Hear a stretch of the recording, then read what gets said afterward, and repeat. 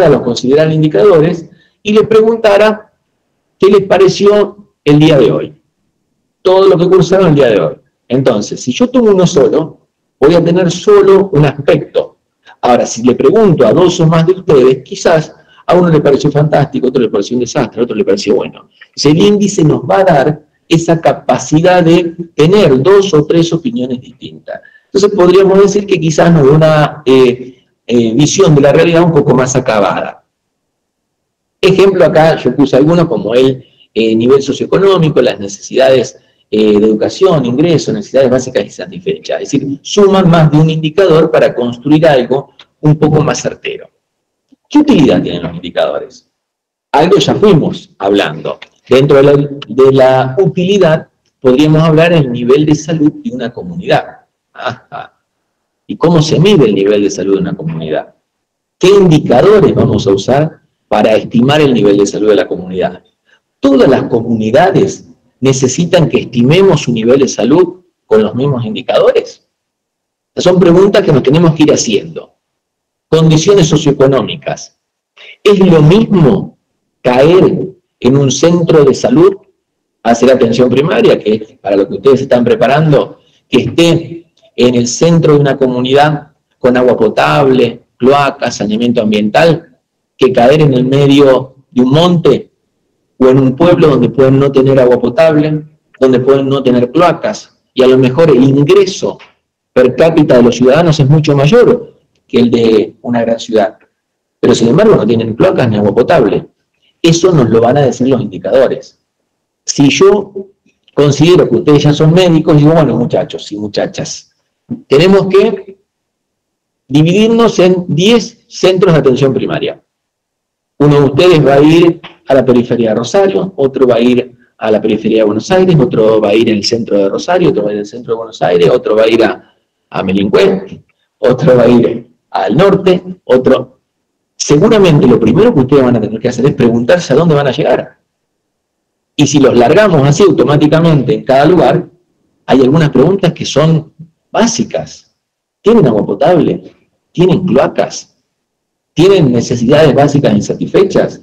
Porque, a ver, se van a tener que poner un saco distinto, depende de los indicadores en el lugar que ustedes vayan. Todos están formados en la misma universidad. Todos tuvieron las mismas materias. Todos tuvieron el mismo egreso, pero no todos van a estar expuestos a las mismas realidades.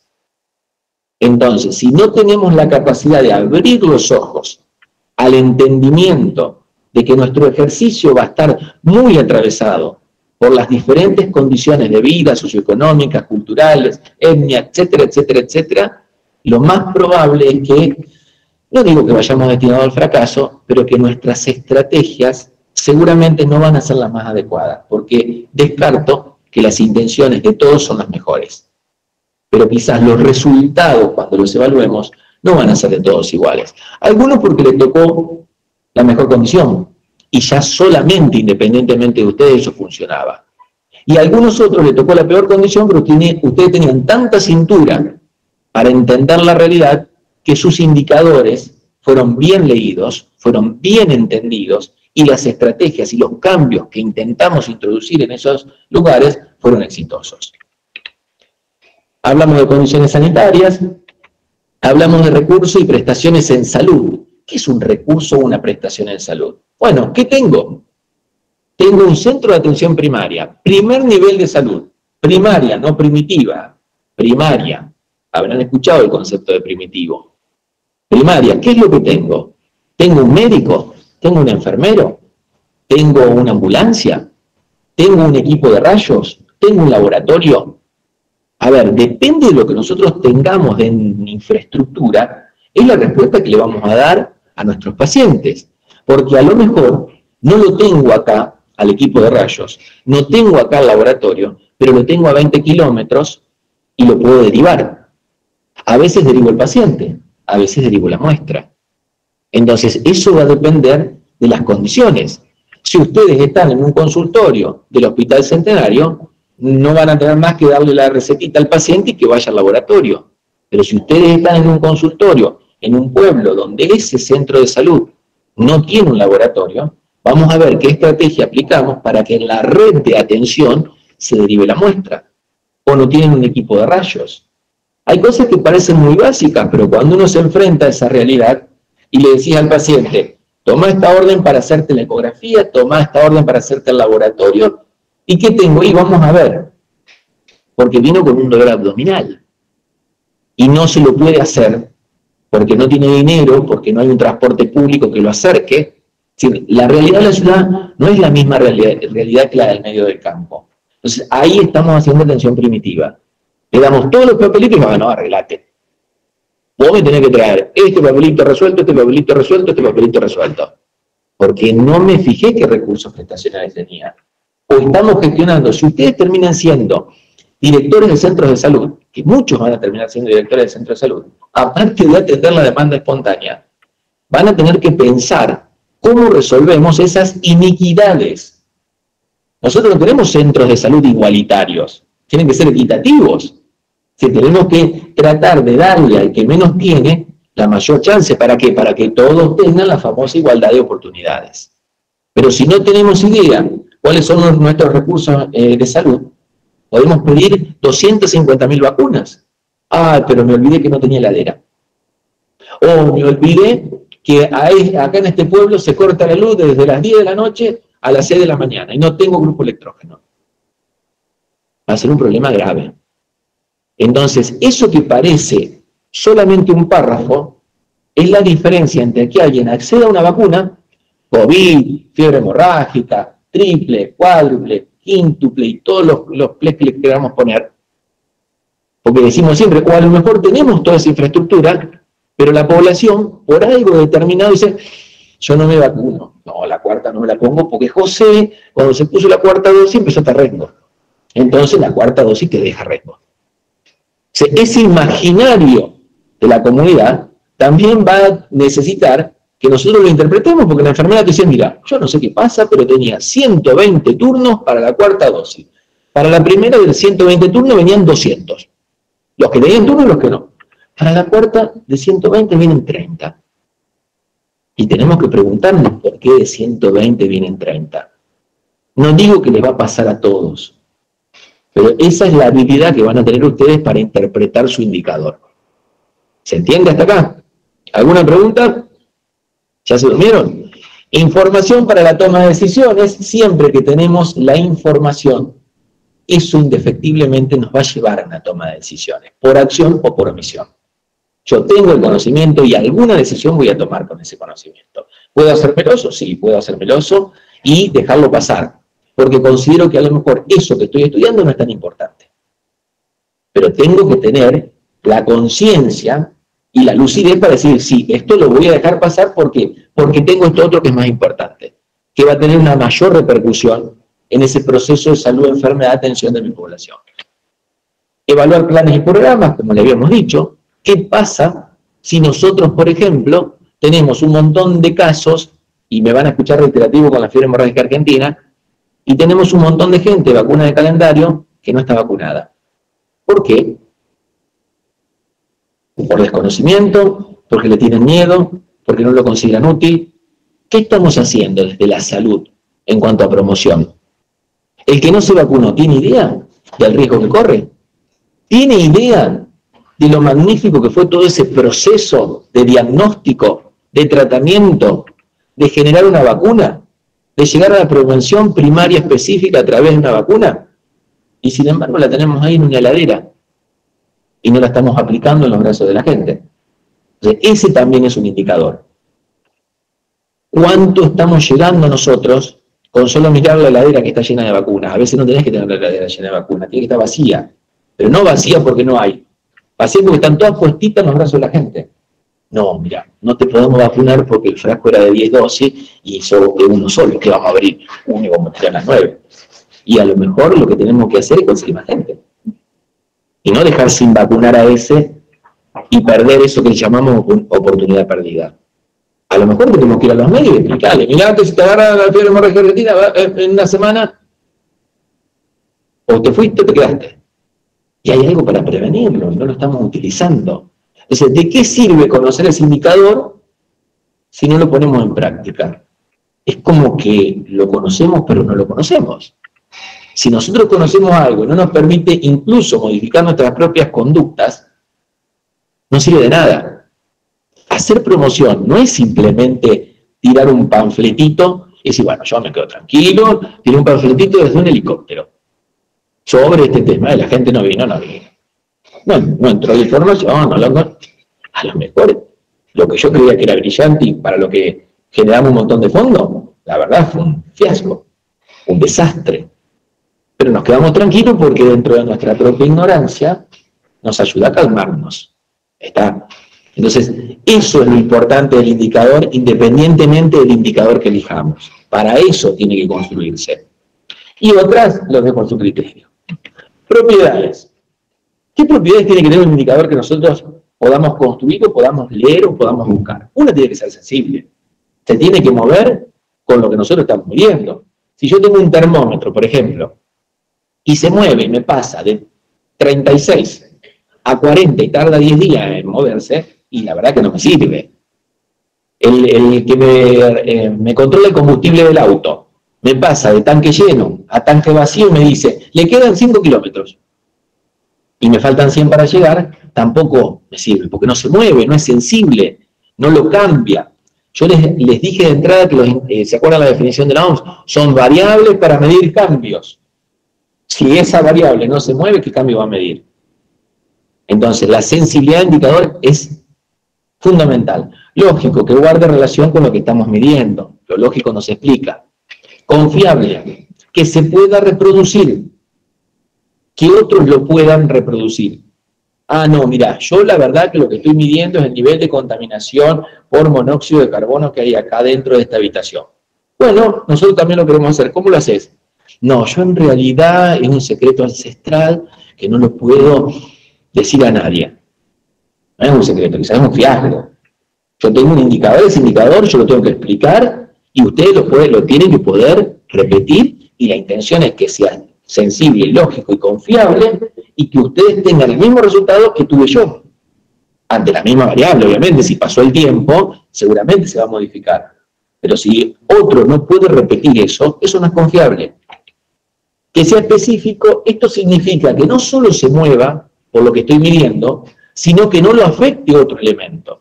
Si yo estoy midiendo la temperatura, que no lo afecte la presión atmosférica, el viento, etc., o que tenga algún tipo de reparo para que estas otras variables no me modifiquen el elemento básico que estoy midiendo. Imagínense, yo quiero saber el recuento de glóbulos rojos que ustedes tienen. Le hago un hemograma, nadie duda hoy del hemograma. Pero si a ese hemograma me lo va a modificar la altura, el tiempo, la presión, el carácter, el colectivo que subí, las escaleras, ya no va a ser muy confiable, ¿se entiende? Porque no va a ser muy reproducible, no va a ser muy específico y no va a ser muy sensible. Va a generar toda una serie de, como si fuera un dominó, de problemas en las otras características del indicador. Simple. Cuanto más simple sea el indicador que ustedes construyan, mejor va a ser utilizado. Y no sé si acá puse económico, bueno, dentro del simple venía el económico. Si dentro de todas estas cualidades del indicador, además es barato, mejor todavía. Recuerden la definición de atención primaria de salud, a un costo que el Estado pueda solventar. Porque yo puedo tener el mejor proyecto, pero si nadie lo puede bancar, quedará en los papeles simplemente. Y nosotros tenemos la obligación, y desde la salud pública, de asegurar que ese proyecto, que ayude a tanta gente, llegue a buen puerto. Y si de entrada sabemos que es faraónico y que no va a ser viable económicamente, y no vamos a poder nosotros conseguir esa viabilidad económica, es simplemente una utopía. Y nosotros no solo tenemos que luchar por la utopía, tenemos que tratar de que las utopías se transformen en realidad a través de una lectura adecuada y correcta del indicador. Fuente de datos, que estos son indicadores. ¿De dónde obtenemos la información de los indicadores? Hay dos grandes grupos. Pueden ser primarias o secundarias. Así de sencillo. ¿Qué diferencia hay entre una fuente de datos primaria y una fuente de datos secundaria? Las primarias son confeccionadas para ese estudio, ahora se las voy a mencionar. Ustedes quieren saber algo y ustedes mismos crean su indicador. Ustedes salen a preguntarle a la gente. por ejemplo, una encuesta, una entrevista. Las secundarias las construyó alguien. Y ustedes lo que hacen es buscar esa información para tratar de obtener algún tipo de conclusión. Entonces, dentro de las primarias, que son las que ustedes van a construir, tienen la observación, miran qué sucede, cuentan cuántos autitos pasaron por este peaje. Crearon un indicador, ustedes. No es que están buscando otra información. Encuestas, salen ustedes, crean la encuesta. Crean ustedes la encuesta, es decir, en uno de los módulos nuestros está todo el tema de encuestas, entrevistas, les vamos a ir explicando qué diferencia hay, pero ustedes van preguntando. Se crearon una especie de encuesta. La entrevista, que es algo más personalizado, más cara a cara, que tiene otras características diferentes de la encuesta, no es que una sea mejor o peor que la otra, sino para cosas quizás diferentes, nos dan informaciones diferentes. Quizás la entrevista necesite más entrenamiento de quien va a hacer la entrevista que el del encuestador. O no, lo iremos viendo. Y hay otra fuente también que ustedes pueden ir construyendo. ¿Cuáles son las secundarias? Como les decía, las secundarias son las que ya están construidas porque las hizo otra gente. Y acá es donde ustedes tienen que entender que sin saber en su labor diaria van a ser esa gente anónima que construye indicadores. Por eso es tan importante que desde el vamos, si queremos tener un buen diagnóstico, sepamos que es muy importante lo que cuando salgan a la calle firmen, tanto sea en una planilla de consultorio externo como en un certificado de defunción. Fíjense, todo el listado de fuentes de datos secundarias, planilla de consultorio, registros hospitalarios, el SICAP es un sistema de carga estadística, donde ustedes van a cargar, por ejemplo, el tema de vacunación es fundamental. Hoy cuando vos te vacunás en un efector público, te cargan, y si perdiste ese carnecito en cualquier otro efector público con tu número de documento, te bajan tu carnet de vacunación. Entonces podemos saber a las 7 de la tarde, en Melincuello, uno se pinchó con una espina de palmera un domingo, si realmente tiene las dosis de doble adulto o no las tiene. Y si tenemos que salir corriendo o no, por una inmunidad que tuvo o no. Por eso es tan importante que cuando ustedes se pongan una vacuna, esa vacuna, independientemente de que la hayan comprado ustedes, esté cargada en el sistema del SICAP, esté cargada en el sistema público. Porque ustedes a lo mejor pierden el papelito y si no está cargado no existe.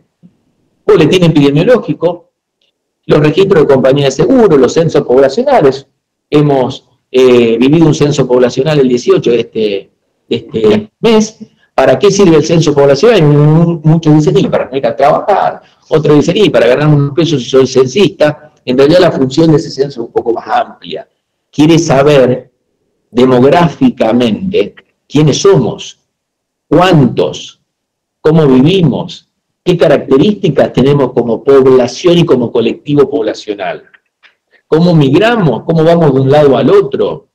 ¿Está? Entonces, esos cambios que vamos a tener en la demografía son fundamentales conocerlos. ¿Tenemos agua potable o no tenemos agua potable? Es cierto, muchos dicen, pero mira lo que está preguntando. Si vivo en el centro de Rosario, ¿cómo no voy a tener agua potable? Sí, está bien. Hay algunas preguntas que se caen de maduras. Pero a lo mejor el que está un poquito más lejano no la tiene, o el que está en el pueblo no lo tiene. Entonces, esas son cuestiones importantes, aunque nosotros no hayamos podido vislumbrar la importancia que ese dato va a generar para la salud pública. Estadísticas vitales, natalidad, mortalidad. En natalidad no hay problema porque no hay mucho riesgo o sesgo en la natalidad, pero sí, y no lo vamos a desarrollar acá, en los certificados de defunción. Tema que esta cátedra ha tratado más de una vez y hemos estudiado a Dalía testigo sobre los errores de los certificados de defunción, por decir una sola palabra, una sola frase, o tres, exactamente, causa básica de muerte, paro cardiorrespiratorio. Ese paro cardiorrespiratorio implica un paro neurológico agudo de quien lo está llenando. Nuestras neuronas no se encontraron dos neuronitas para agarrarse la mano, no hicieron sinapsis y pusieron eso. Entonces, ¿por qué pusimos eso? Bueno, lo vamos a discutir en otro momento, pues si no vamos a estar hasta las 10 de la noche. Pero una de las cuestiones es decir, no, es por amparo legal. No, pará. Es el apartado número 7, la segunda parte del certificado de función. No puede ser utilizado en tu contra, va para la división estadística. Donde tenés que cuidar dónde ponés es en la primera parte del certificado cuando pusiste y marcaste causa natural de muerte o muerte violenta. Y le pusiste causa natural de muerte que tiene 3 tiros en la cabeza. ¿Era natural que muera? Sí, por supuesto, porque tenía 3 tiros. Ahí es donde ustedes legalmente van a ir presos.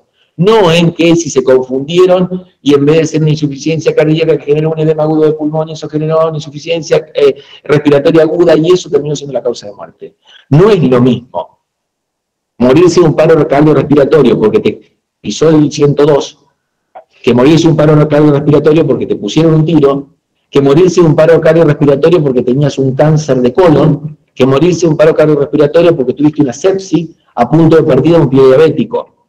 Porque a lo mejor nos va a importar más qué estamos haciendo con nuestros pacientes diabéticos, o cuántos pacientes diabéticos tenemos, o cuán bien o mal están controlados nuestros pacientes diabéticos. ¿Tenemos registro en nuestro centro de salud de cuántos diabéticos tenemos? ¿Le informamos a los pacientes diabéticos cómo cuidar su pie? ¿Quién me corta las uñas? ¿Y de dónde sale esta información? Retrospectivamente, de ver que tenemos una alta tasa de mortalidad por diabetes. Ahora, si le ponemos paro cardiorrespiratorio, ¿qué prevención hacemos? ¿Qué promoción hacemos? Si el 100% se muere de paro cardiorrespiratorio.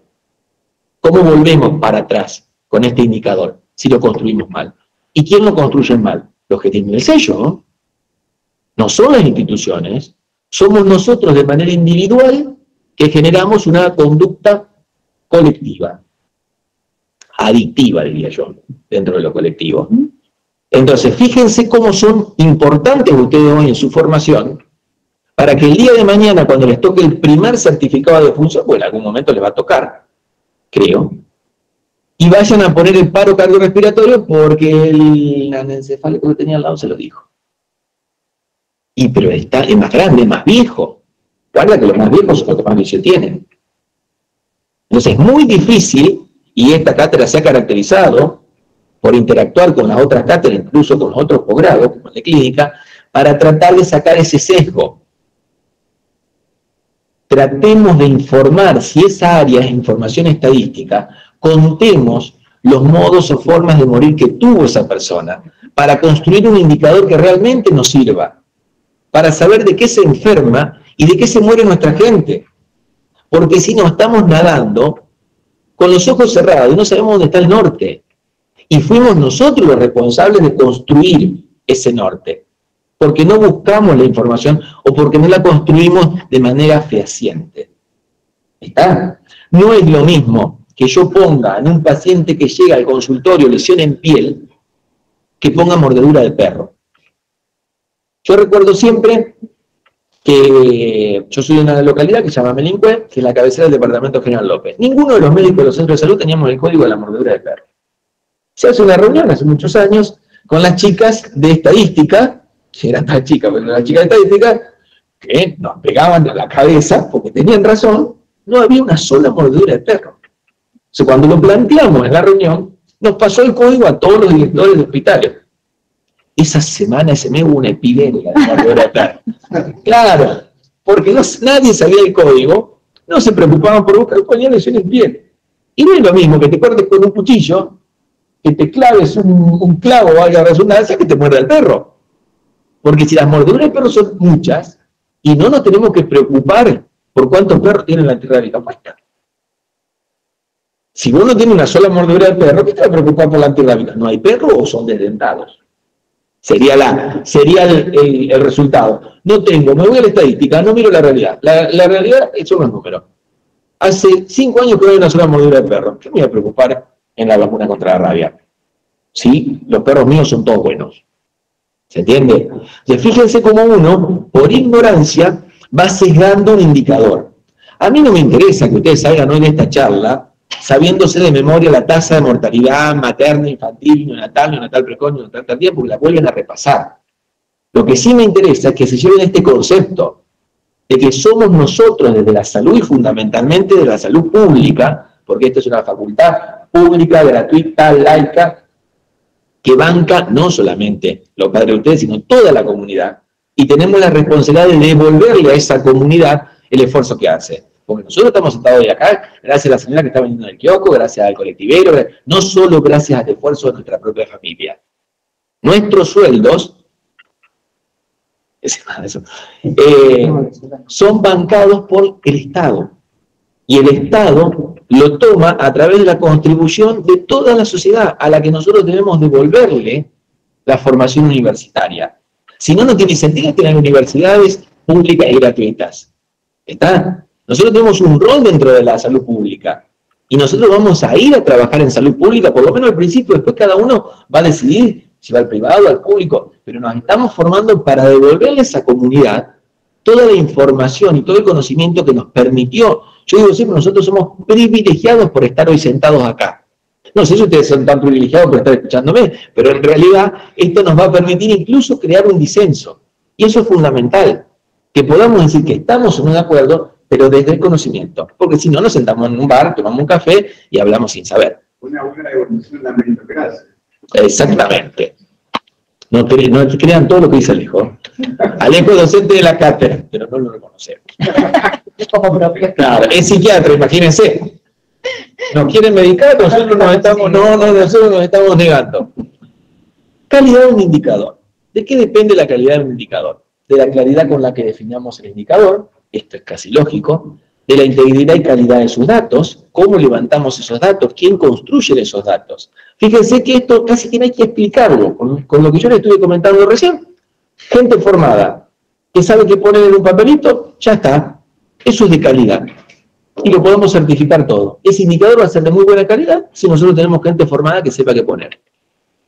Oportunidad de uso. ¿Para qué lo vamos a usar? Porque a lo mejor construimos indicadores que nunca en la vida lo vamos a usar, o nunca entendimos para qué se usa, entonces sí, no. Yo encima tengo 45 pacientes y voy a estar llegando a esta planilla, que la llene otro. Si no entendí nunca para qué servía la planilla. Deben estar referidos siempre, como se lo dije al principio, persona, lugar y tiempo, no me voy a detener mucho esto, sobre qué población, sobre qué lugar y en qué momento determinado de la historia. Si yo quiero comparar, yo puedo comparar mi propia población, qué pasó el año pasado, el anterior, los últimos 50 años, o puedo comparar hoy o ayer distintas comunidades. Ese es el objetivo del indicador, permitirme eso. Tipo de indicadores. Acá voy un poquito más rápido, así no lo saturo tanto. Cifra absoluta, cifra relativa. ¿Qué diferencia entre una y otra? La cifra absoluta es el total del número. ¿Cuántas personas hay adentro de este anfiteatro? ¿Cuántas personas hay en este momento adentro del anfiteatro de anatomía normal? ¿Cuántas personas hay adentro del anfiteatro central? ¿Te sirve? Y puede darme información, pero yo creo que sirve más para construir las otras cifras relativas, porque quizás lo importante sería qué porcentaje de ocupación tiene cada anfiteatro. Porque a lo mejor este es más chico y está lleno, y los otros son más grandes y están casi vacíos. O al revés. Entonces eso es importante. No es lo mismo que yo en mi pueblo tenga 5 casos de diarrea, de gastroenteritis, a que tenga 5 casos Rosario. Porque si lo comparamos con la cantidad de la población, obviamente los 5 míos van a ser muy importantes, porque son muchos en un porcentaje, y los de acá van a ser casi insignificantes, que a nadie le va a interesar estudiarlos, quizás. Dentro de las cifras absolutas, dentro de las cifras relativas, yo voy a hablar solamente de 3, tasa, razón y proporción. ¿Qué es una cifra relativa? Un cociente. Esto por ahí lo han visto en algún momento del colegio secundario o primario. El cociente tiene algo arriba que se llama numerador y algo abajo que se llama denominador. Se divide el de arriba por el de abajo y si nos da un número muy chiquito, 0,0000, lo multiplicamos por la FA, que no es la fibrilación auricular, sino es un factor de ampliación. Vamos a escaparlo para... A ver si dividen para... Uy, vamos. ¿Por qué? Ahí está.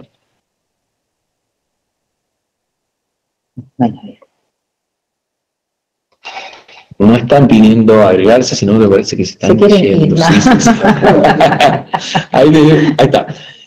El FA, o el factor de ampliación, acá se lo hablo rápidamente, para lo único que sirve, para lo que está creado en un múltiplo de 10, es para darnos un número entero. Yo no puedo decir que una tasa es 0,000, porque cuando le puse el segundo 0 me perdí. Yo digo 10 por 1000, 1.5 por 100.000, entonces ese por es el factor de ampliación que me permitió dar un número entero, por lo menos, es decir, arriba de 1, y no con 500 ceros después de la coma. ¿Se entiende? Eso es simplemente una cuestión para hacer más práctica la lectura de algo. Razón. Acá voy rápido porque lo único que quiero es que ustedes por lo menos en su cabeza se lleven que escucharon esta palabra. La razón es un cociente, como les dije, divido algo por otra cosa. Pueden ser dos hechos diferentes, totalmente dos categorías de un mismo hecho. Número de sillas de este anfiteatro sobre número de luces. Número de frontones sobre número de palanganas. Cuando ustedes encuentren algo que el numerador y el denominador no tienen mucha relación uno con otro, seguramente eso es una razón. Y veremos si necesitamos o no un factor de ampliación, depende si el numerador o el denominador tienen un tamaño tan grande que el resultante sea una fracción. Acá el ejemplo que yo les había puesto ya hace mucho tiempo, este ya, cuestión de género está desfasado, era el número de mujeres en la facultad en determinado año sobre el número de varones, y eso daba la razón varón-mujer en una facultad, o en un lugar, o en un trabajo, en la Cámara de Diputados, en la Cámara de Senadores. Está como para tener idea qué relación hay entre uno y otro. Proporción. Está así. Numerador y denominador tienen relación. Es decir, yo voy a tener en el numerador, está contenido dentro del denominador. Imagínense una pizza redonda. Yo saco una pequeña porción y la pongo arriba, en el numerador, y dejo la totalidad de la pizza en la parte de abajo, denominador. El pedacito de arriba está contenido y es parte en el pedacito de abajo. Fíjense esto, un ejemplo. ¿Se acuerdan que yo hablé de razón varón-mujer? Acá hablamos de los alumnos de segundo año de la Facultad de Ciencias Médicas sobre todo el alumnado de la facultad. Fíjense que el segundo año está integrado dentro del alumnado, que está abajo. Supónganse, no sé cuántos alumnos tendrá la facultad actualmente, pero supónganse que cursando segundo año hay 300. Y la totalidad de alumnos son 2.000. Esos 300 están dentro de esos 2.000. Entonces, ¿qué me cuenta? El valor que algo tiene dentro del total. Ejemplo, un centro de salud. ¿Cuántas personas están inmunizadas del total de la población? Con la doble adultos. Esas personas que están inmunizadas están dentro de la suma de toda la población de ese centro de salud. Y te da 1%. Se multiplicó por un factor de ampliación que era 100. Eso te dice que 1 de cada 100 solo tiene la vacuna puesta. Para eso me sirve la proporción. Tasa. Es el único indicador de riesgo. Y esto es importante ir marcándolo. Donde vamos a tener también un numerador y un denominador, donde en un lugar van a estar los expuestos al riesgo y en otro lugar van a ser a los que les pasó el evento, hecho o circunstancia que estemos analizando. En el numerador van a tener los eventos ocurridos. Cantidad de personas que sufrieron accidente de tránsito en la ciudad de Rosario en el 2010. Sobre los que están expuestos a que le pase, que pueden ser el total de la población o no. ¿Me siguen hasta acá? Si eso, en general, el número de los que tuvieron un accidente de tránsito sobre el número total de la población, como el número total de la población va a ser mucho más elevado, voy a tener que utilizar un factor de ampliación. Por eso digo por cada 1.000, por cada 10.000, por cada 100.000. A su vez, estas tasas pueden ser generales o ajustadas. Generales, ¿qué pasó a toda la población? Tasa de mortalidad de la ciudad de Rosario. ¿Cuántos se mueren? De los que viven. Pero las puedo ajustar, porque a lo mejor a mí me interesa más saber qué pasa a nivel pediátrico. Y las ajusto por la edad, las ajusto por el sexo, las ajusto por la raza, las ajusto por la ocupación. Tasa de mortalidad en los mineros de la ciudad de tanto, que tiene una mina, y que pensamos que la mortalidad en la gente de la minería es mayor. Por ejemplo, se me ocurre. Ahora bien, si nosotros vamos a las tasas, a generales no las voy a mencionar, a las tasas específicas, tenemos una tasa que la van a escuchar siempre, que es la tasa de natalidad. ¿Qué mide la tasa de natalidad? Y la verdad que yo les dije que las tasas medían riesgo. Y le diría que esta es la excepción. ¿Qué riesgo mide el de nacer? Va según donde nazca, puede ser un riesgo. El número de nacidos vivos, lugar y tiempo, siempre, ¿se acuerdan que les dije persona, lugar y tiempo desde el principio? Sobre el total de la población a mitad del periodo. Ustedes van a ver muchas veces que en las tasas tienen a mitad del periodo. Esto es una convención internacional y esto es una cuestión estadística. No le busquen mucha más vuelta a eso. Es así. Se plantea de esa manera por una cuestión de simplicidad para el método estadístico. Tasa de fecundidad, me interesa esta. Tasa de mortalidad. Quizás la tasa de mortalidad es la tasa que ustedes van a escuchar más. Tasa de mortalidad. Esa tasa de mortalidad puede ser absoluta, como les dije, o puede ser ajustada, por ejemplo, por patología. Tasa de mortalidad por un determinado hecho o evento, un cáncer. Cáncer de mama, cáncer de colon, cáncer de cuello uterino. ¿Está? Cuando ustedes hablan de promoción y prevención, y hablamos de Papá Nicolau como medida de prevención primaria específica, o no, o es prevención secundaria, si lo consideramos que nos ayuda a un diagnóstico precoz y un tratamiento oportuno, para evitar que se genere un cáncer de cuello uterino y después evolucione. Para saber si lo tenemos que hacer o no, necesitamos tener un indicador.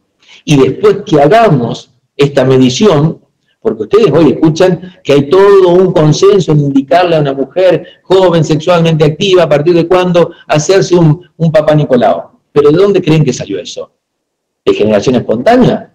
Eso surge de los estudios y de los indicadores que nos han dicho quiénes eran más vulnerables, quiénes eran más susceptibles. Antes le decíamos quiénes tenían más riesgo.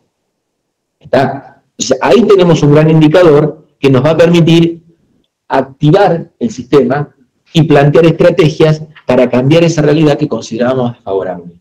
Seguiremos midiendo este indicador y si la intervención que hemos hecho en ese proceso de salud o enfermedad de atención es adecuada, el indicador mejorará, o por lo menos eso es lo que esperamos. Tasa de mortalidad infantil. ¿Qué decimos cuando decimos tasa de mortalidad infantil? Estamos diciendo cuántos niños menores de 1 año se nos mueren. En un lugar y en tiempo, factor de ampliación 1000, sobre el total de los nacidos vivos. Esto es importante, por supuesto que es importante. Pero además de saber cuántos menores de 1 año se nos mueren, quizás nos preguntemos qué edad tiene el menor de 1 año que se está muriendo. Para poder entender por qué se está muriendo, y si entendemos por qué se está muriendo, a lo mejor podamos entender cómo accionar. Entonces esto está fraccionado. Y acá vienen los números de la neonatal y la postneonatal. ¿Qué es esto? ¿Se murió antes del día 28? ¿Se murió después? ¿Se murió antes de los 7 días? ¿Se murió después de los 7 días? ¿Por qué? Porque las causas de mortalidad, y esto no lo construí yo, tenemos una pediatra que lo puede explicar mucho mejor que yo, son distintas en los primeros 7 días que si la criatura tiene 8 meses. ¿Por qué creen ustedes que se hace tanto hincapié hoy en día en el control del embarazo, parto y puerperio? Porque hay muchas patologías que vienen del embarazo, que no han sido diagnosticadas tempranamente y que pueden inferir en los primeros 7 días o posteriores. Porque las condiciones, modos o estilos de vida de esa mamá, de su familia, de su niño, puede directamente tener injerencia sobre ese niño. Una falta de agua potable, un hacinamiento, ¿ustedes creen que no va a interferir para que tenga una gastroenteritis? La falta de educación formal, la falta de conocimiento, ¿creen que no va a inferir en reconocer una deshidratación? ¿En esa madre, padre, tutor o quien esté cuidando a la criatura? Si no entiende el responsable o la responsable de esa criatura cuáles son los signos de alarma, lo más probable que esa criatura, ante una gastroenteritis común, tenga más riesgo de mortalidad que alguien que sabe determinados elementos, o tiene determinados elementos, o tiene agua potable, simplemente eso. O tiene la capacidad de entender cuáles son los signos de alarma para correr rápidamente, o cómo hidratar a un bebé. Entonces, las causas de morbo y mortalidad van a ser muy diferentes los primeros días del nacimiento a los últimos días de ese año. Ese es el porqué. Uno dice, bueno, pero ¿por qué la tasa de natalidad la dividen en 3 partes? Bueno, ponen todo entero si es lo mismo. No es lo mismo y por eso no se pone todo entero, pero ese es el justificativo. Al respecto de eso, hago un comentario, si me permite, Andrés, mientras toma agua. Son indicadores hermosos para poder pensar en la falacia, o sea, mentira que de alguna manera nos autocreemos en la objetividad que puede tener un indicador. Los indicadores son construcciones subjetivas, porque quienes definimos las variables somos nosotros. Entonces, somos personas que definen qué variables se van a tener en cuenta en cada indicador. Y el de mortalidad infantil, para que después lo conversen con sus tutores particularmente, es un indicador que tiene la posibilidad de tener mucha falacia. ¿Por qué? Porque yo puedo considerar que un niño nacido vivo va a ser considerado como un niño muerto cuando pesa más de 2,5 kilos, o cuando pesa más de 1,9 kg, o cuando pesa más de 1,2 kg, o definir eso que ya en sí mismo me marca un montón de diferencia. Porque no es lo mismo que un niño nazca con 2,9 kg o un feto, definamos que nace con 2,9 kg y es un niño nacido, o que nace con 1,9 kg y es un niño nacido muerto. Me va a aumentar el número de personas fallecidas.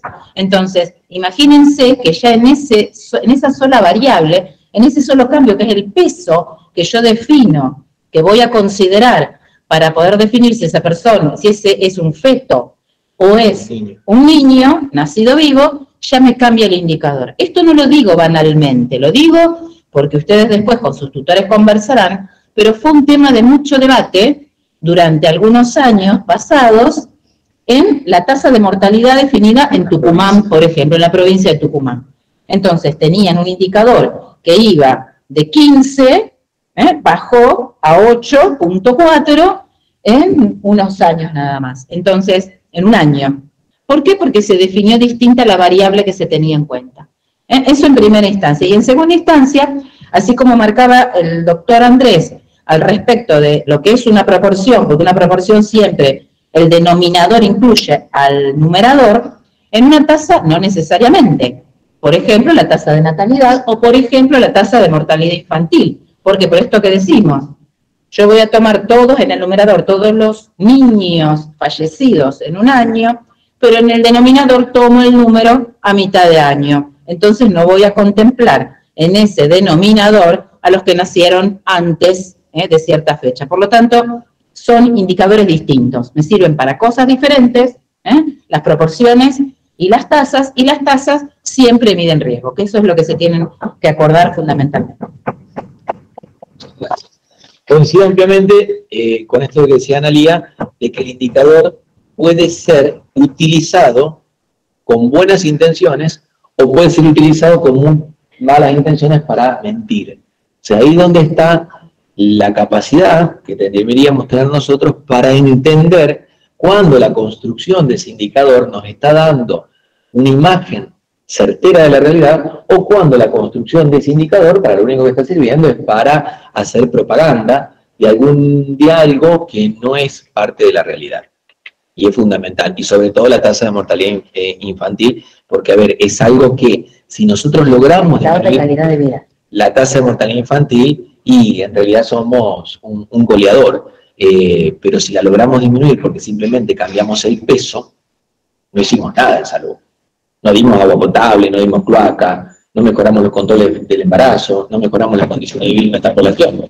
Lo único que hicimos fue fundamentalmente adulterar, por decirlo de alguna manera, o poner el indicador de la manera en que mejor nos mida a nosotros. Y en realidad no cambiamos absolutamente nada de las condiciones de vida de esa población, que era para lo que se suponía habíamos construido el indicador. Vaya paradoja.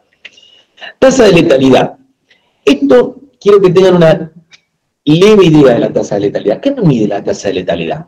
Y en realidad, si yo pudiera elegir de qué enfermarme, elegiría la enfermedad que tenga menor tasa de letalidad. Pero también nos puede mostrar a lo largo del tiempo cómo en algunas enfermedades, patologías, hechos o eventos ha habido un avance o una evolución. ¿Qué me dice? El número de defunciones por una enfermedad X, supongamos VIH-Sida. Número de defunciones por VIH-Sida en la ciudad de Rosario en el 2020 sobre el número total de enfermos, dice ahí, en el lugar y tiempo. Pongámosle de VIH positivos en ese lugar y tiempo. Ahora, si nosotros comparamos esa tasa con la tasa de hace 10, 15, 20, 30 años atrás, vamos a ver que hoy tener esta patología implica poder seguir viviendo, seamos sinceros, con tratamiento, etcétera, etcétera. Pero hace muchos años atrás era casi el diagnóstico del certificado de función y te daban una lápida. Entonces ahí lo que vamos a ver con esas dos tasas es que a lo largo del tiempo ha ido disminuyendo la letalidad de la enfermedad. ¿Y por qué disminuye la letalidad de la enfermedad? A lo mejor porque hubo un gran interés en encontrarle soluciones o mejorar los tratamientos. ¿Y por qué? Y porque a lo mejor esta patología, si nos vamos a pensar mucho más, afecta a adultos jóvenes que son muy productivos para el sistema, si lo queremos hacer más capitalista. Y a lo mejor si vemos la tasa de letalidad por Chagas, quizás en los últimos años, en el mismo periodo, no se ha modificado tanto. Entonces la pregunta sería, ¿es lo mismo tener Chagas que tener VIH? ¿Las tasas de letalidad fueron cambiando? ¿Por qué cambia la tasa de letalidad? ¿Solamente por el famoso agente? ¿O la investigación en una enfermedad que afecta a más gente productiva va a ser mayor porque va a redituar si la hacemos desde una mirada solamente comercial?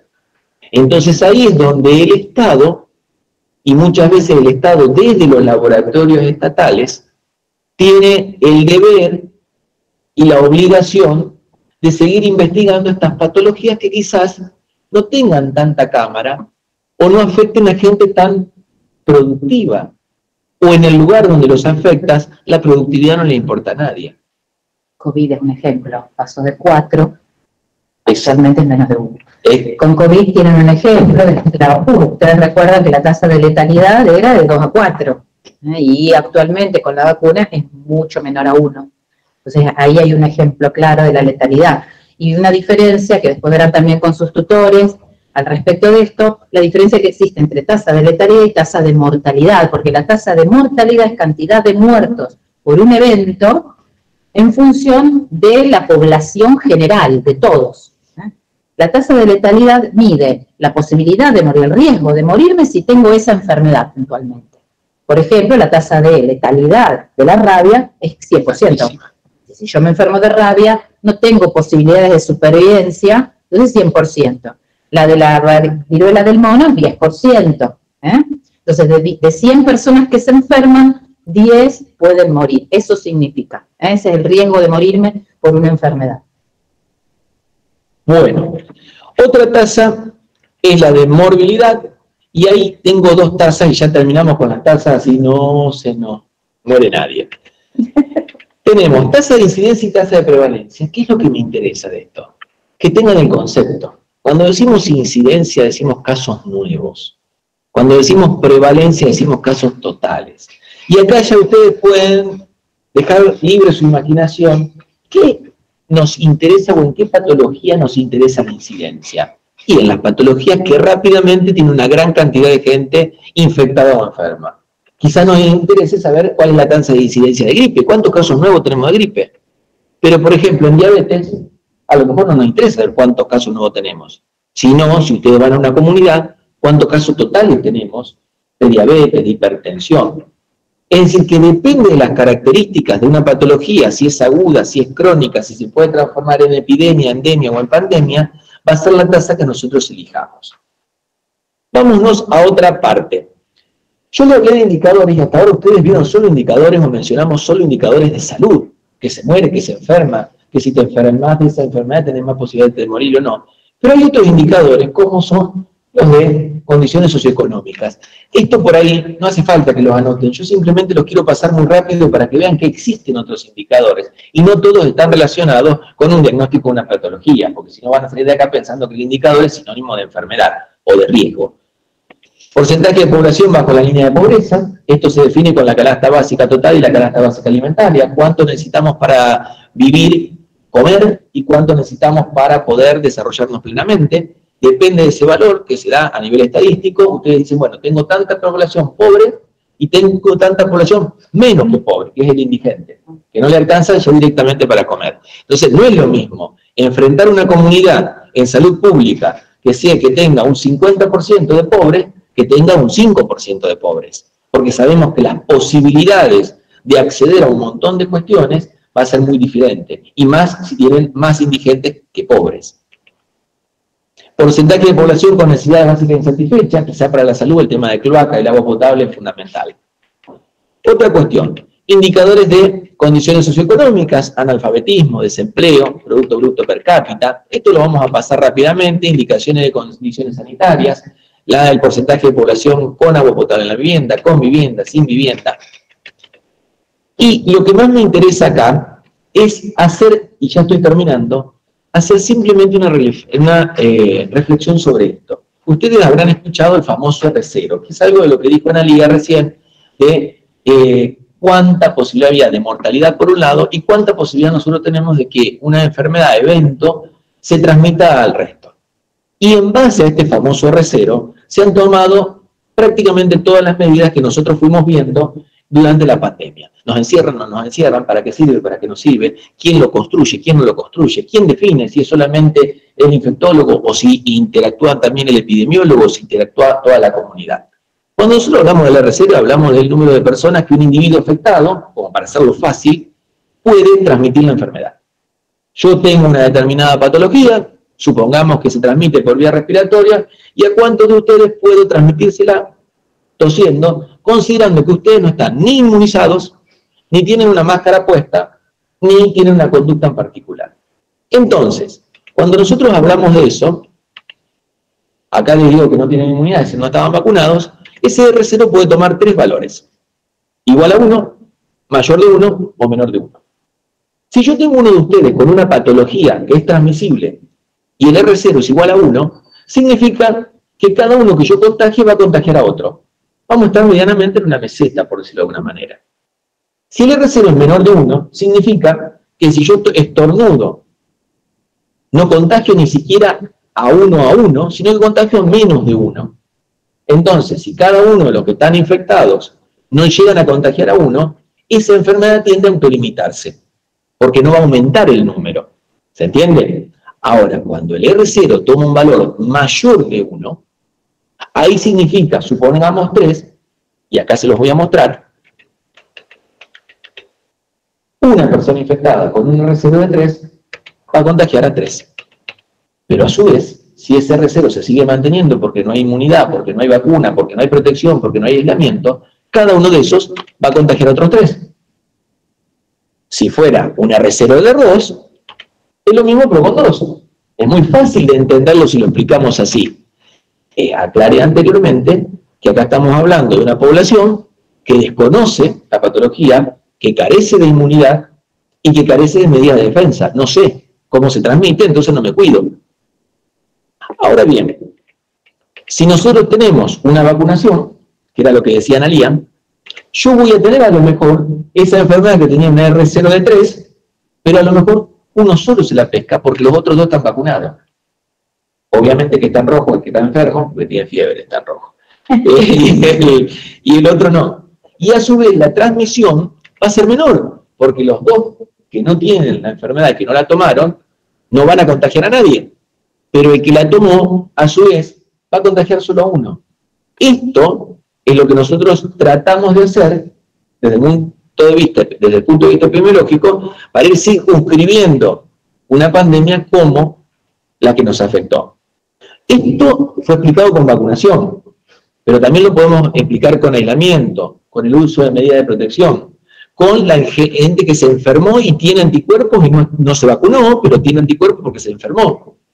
Y después veremos, a partir de esto, si las decisiones que tomamos son exageradas, son acordes, son solo políticas, tuvieron en cuenta la necesidad de la población, no tuvieron en cuenta la necesidad de la población. Porque, por ejemplo, cuando empieza esta pandemia, una de las cosas que se evitaba era que la gente ande por la calle, salvo los esenciales.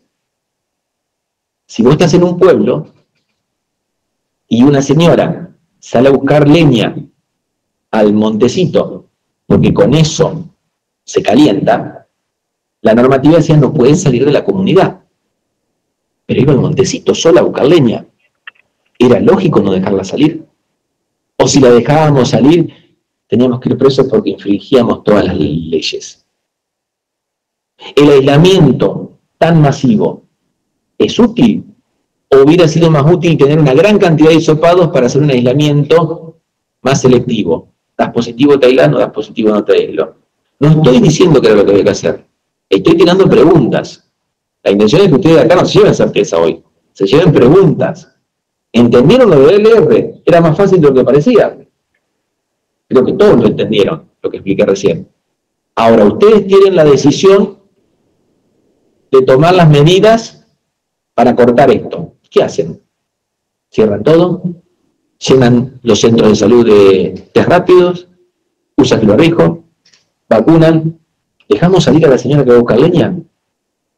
¿No la dejamos salir y que se de frío y venga con una neumonía de la comunidad porque se cantó de frío? Esas son las preguntas que en algún momento a lo mejor vamos a tener que responder. ¿Está? Entonces, la intención de esta charla fue precisamente que ustedes se vayan con más preguntas que respuestas y que entiendan que los indicadores son más que solo numeritos y que pueden ser sumamente útiles y nos pueden servir un montón para ayudar o para engañar, como lo explicó muy bien Analía, la doctora Chumpitas. ¿Está? Entonces, de acá en adelante, son ustedes los que van a tomar la decisión de dejarse ayudar o de dejarse engañar.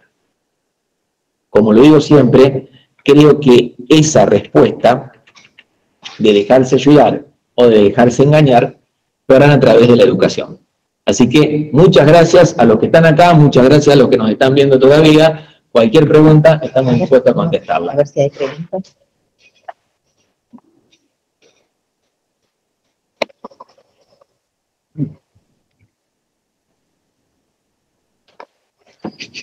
¿Dónde quiere? No. ¿Dónde se puede? Vivian.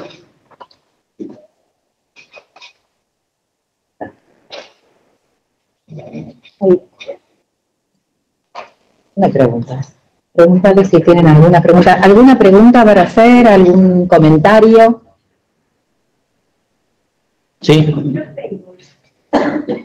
Es más curiosidad, pero ustedes sí, que durante la pandemia muchos vimos que algunas enfermedades disminuyeron. Entonces creen que algunas enfermedades que no eran COVID estaban englobadas cuando decían el COVID o no. Para ver si entendí, porque te escucho lejos y no, ya estoy sordo.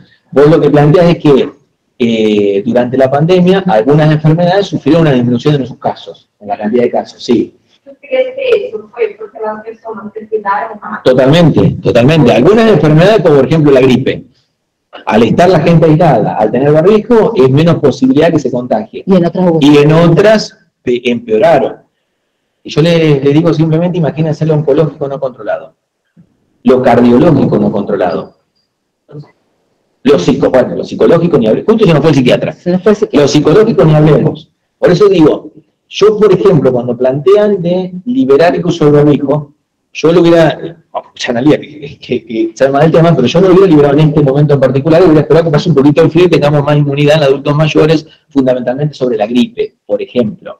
Con respecto a lo psicológico, creo que de ningún lado se abordó realmente lo que representaba para la gente, y sobre todo para los adultos mayores, a los que les hicimos creer con ese famoso grupo de riesgo, y no con conductas de riesgo, le hicimos creer que se iban a morir todos. Entonces vos tenés un montón de gente que hoy todavía, adulto mayor, tiene miedo de salir, y tiene 4 dosis de la vacuna. Entonces, esa población que no fue al cardiólogo, que no se controló la presión, que no se controlaba la diabetes, que no se hacía un chequeo durante 3 años prácticamente, esa población obviamente tiene otra pandemia, que quizás fue la infodemia, como dicen, o fue el miedo que genera la pandemia, y que al no dejarlo salir, y quizás nosotros como comunicadores no se lo explicamos correctamente, siguen todavía en sus casas atrincherados y encerrados por miedo. Y descuidaron todas las medidas de promoción y prevención. Sí, siguen usando el barbijo. Sí, siguen saliendo poco. Sí, siguen interaccionando, pero a ver, nuestra vida no es que estar encerrado con un barbijo puesto en la cara. Nuestra vida es otra cosa. Entonces, estas son medidas transitorias. Por eso es lo que yo les decía a ustedes. ¿Creemos que es inteligente una cuarentena eterna? ¿Creemos que todos tienen que hacer lo mismo? Entonces, ahí es donde tenemos que considerar que es la salud.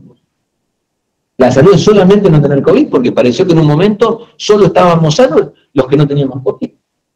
Que no importaba si tenías un cáncer metastásico, y no tenés COVID, alegrate. No importaba si la diabetes tuya se había ido a cualquier lado, porque estaba todo el día encerrado comiendo pan. Y no caminaba, no salía, ni siquiera. Por eso yo le ponía el ejemplo de esta paciente, que es una paciente mía, que viene desesperada porque no podía salir a juntar leña con lo que no solo se calefaccionaba, sino que además vendía. Entonces, ¿qué comía esa mujer? Como dice, ¿yo para qué quiero no tener COVID si me voy de hambre? Que no lo digo porque estoy en las redes, si no yo lo hubiera dicho. ¿Se entiende? Y le mejoramos la calidad de vida a esa mujer. La ayudamos a que su salud sea mejor. Si no tenía ni raíces para comer.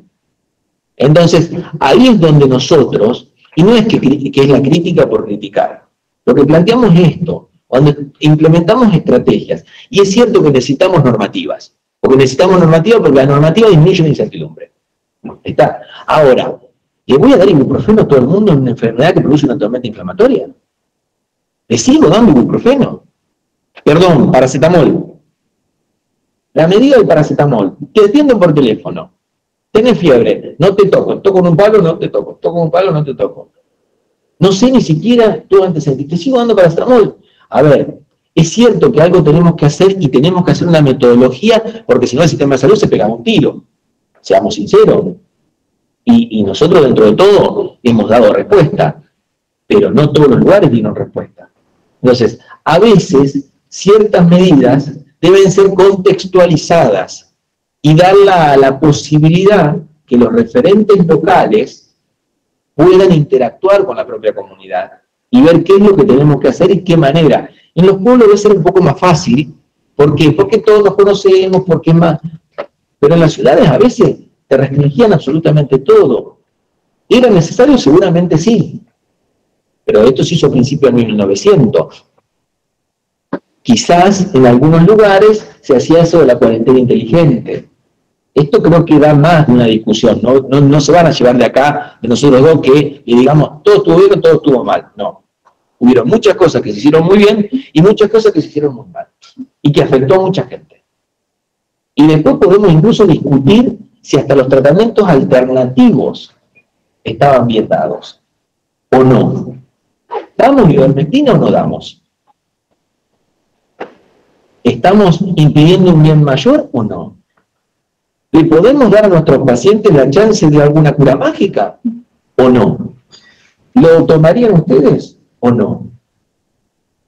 Entonces, algunas respuestas nosotros mismos nos dimos. Yo di muy poco paracetamol a los pacientes conocidos. Los empezaba con ibuprofeno. Y cuando se empezó a hablar de lo inflamatorio, empezamos a utilizar corticoides. Que ni se nos ocurría un corticoide de una enfermedad viral. Y anticoagulantes. Pero a ver, yo sufrí una etapa donde no se hacían autopsias. Pero el cadáver había que levantarlo igual.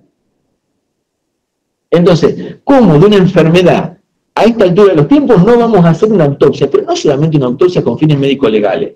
Tenemos que tener autopsia con fines médicos científicos.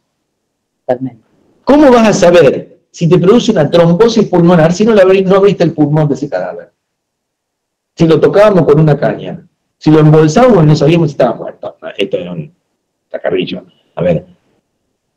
Pero a ver, yo en esa época que trabajaba para la Agencia de Investigación Criminal, me tocaba levantar los cadáveres, yo entraba con todo el equipo de protección y los policías que abrían la puerta no tenían más que un barbijo. Entonces, esa es la pregunta, que yo era inmune porque era docente de la universidad y el resto no. Entonces, ¿cuánto tiempo usamos los mismos barbijos? Porque había escasez de barbijos. ¿Se entiende? Y después ya teníamos todo. Ya parecíamos astronautas, nos agarró el verano y bajábamos 5 kilos cada vez que nos poníamos el traje ese. Cualquier persona se vestía como... Y para cualquier persona hacemos lo mismo. ¿Está? Entonces, esos temas, cuando trabajamos en manada, hace que sí, uno se siente más seguro. Porque no se olviden que el desconocimiento genera incertidumbre. Y que yo la certidumbre la necesito a partir de la normatización. Si a mí alguien de arriba, mi jefe de cátedra, analía de epidemiología, el médico en el pueblo, da normas, Y la gente se queja de la norma, pero se siente más tranquila. Vos como médico sabías, dale esto, dale esto, dale esto, dale esto, hace aquello. Y a lo mejor estaba teniendo otra cosa el paciente. No nos olvidemos que acá tenemos enfermedades febriles, y muchas de esas son endémicas. Y ya las mencionamos al principio, fiebre hemorrágica argentina. ¿Preguntábamos sobre vacuna o dábamos paracetamol? ¿Preguntábamos sobre las condiciones de vida o dábamos paracetamol? Entonces, esto implica una mirada retrospectiva. Entonces, si tratábamos gente con ivermectina, ¿qué gran oportunidad se perdió en este país? ¿Por qué no hicimos un estudio de la evolución de esos pacientes? Y poder tener cuántas universidades pusieron o a cuántas universidades se consultó a las áreas de epidemiología, por fuera de infectología. ¿Se tuvo una mirada epidemiológica o solo infectológica? No estoy haciendo acusaciones, simplemente les estoy preguntando. Entonces, cuando nosotros no utilizamos el capital humano, para mí tener un docente universitario en su casa, sin utilizar esta tecnología, en plena pandemia, es un desperdicio de materia gris. Porque en la Argentina hay gente muy formada. Y sin embargo, quizás alguien no les preguntó. Y desde el punto de vista epidemiológico, desde el punto de vista psicológico, desde el punto de vista psiquiátrico, yo creo que nosotros, la comunidad educativa, la comunidad científica, nos debemos repensar esto, retrospectivamente, porque si no volvemos a cometer los mismos errores. Dicen que solo el hombre es el único animal que tropieza 2 veces con la misma piedra, le decía una canción. Entonces, ¿qué nos dejó esto de conocimiento? Más allá del conocimiento que después se fue divulgando de lo que le decía, el anticoagulante, el corticoide, etcétera, etcétera, que ayudó mucho. Pero hay muchas cuestiones, esto es como darle la espalda a la medicina milenaria, socialmente aceptada. ¿Por quién? Si tu cultura tiene otro tipo de medicina, ¿por qué no me tomo 5 minutos para ver, che, pará, ¿por qué usa esto? ¿Qué efecto hace esto? ¿Cómo cura esto? Ah, no, solo cura lo mío. ¿Se entiende? Entonces, en el solo cura lo mío, solo cura lo de algunos pocos. Y todo el resto, como autómatas, transmite lo mismo. ¿Por qué? Porque nos da certidumbre. Porque hubo una norma que nosotros no salimos a decir, no nos gusta, no estamos de acuerdo, tengo otra experiencia. Hagamos una estadística de lo que cada uno hizo, de los resultados que cada uno fue teniendo. Usemos la epidemiología realmente, hagamos un estudio retrospectivo, reunámonos en comunidades científicas y saquemos conclusiones. Y digamos, mira, esta ivermectina no servía para nada, no cambió absolutamente nada. Mira, la verdad que con todo esto que hicimos, cambió un montón. Y así con un montón de cosas. Ustedes escuchaban que un día salíamos corriendo por el ibuprofeno inhalado, otro día salíamos corriendo por ivermectina, otro día salíamos corriendo por el gauchito Gil. A ver, era el momento donde un mundo con tanta tecnología quedó en pañales, tiritando desnudo sin saber qué hacer. Y parecía que a quien había que convocar quizás no se convocaba. Parecía que el pensamiento crítico se había olvidado. Solo contábamos casos. Era aprender los medios de comunicación. ¿Cuántos casos? ¿Cuántos casos? ¿Cuántos se murieron? ¿Cuántos se murieron? ¿Cuántos se murieron? Si lo único que ustedes tenían en cuenta era, y ni siquiera la tasa, la cifra absoluta. Entonces, de eso o en eso giró nuestras vidas. Y el daño psicológico que hizo fue terrible. Y la gente que se murió, y los que no pudieron despedir a sus familiares, y los que tenían enfermedades terminales, que no los dejábamos visitar por nada, o por nadie. ¿Qué daño le hicimos a toda esa población? Quizás no lo sabremos nunca. Quizás nos servirá para reflexionar que no todas las normativas son para aceptar como palabra de Dios, y la intención de esto era precisamente decirles a ustedes o mostrarles a ustedes que son ustedes los que van a buscar la verdad. Nosotros no le vamos a vender ninguna verdad revelada. Sí que vamos a dar nuestra opinión porque no estamos exentos de nuestra propia opinión. Si no, no tiene sentido. Está, pero son ustedes los que después van a ser responsables de esto, de buscar la formación. Y la educación, como les digo siempre, creo que es lo único, y esto está escrito hace más de 2000 años, que los hará libres. Así que muchas gracias por haber venido, y si no tienen ninguna otra pregunta, los despedimos. Hasta luego. Gracias. ¿Lo tenemos todo ya negro? No, ¿cómo hago para hacerlo? Apretar el rojo. Dice que hay que apretar el cosito. Para. 1. Ahí está.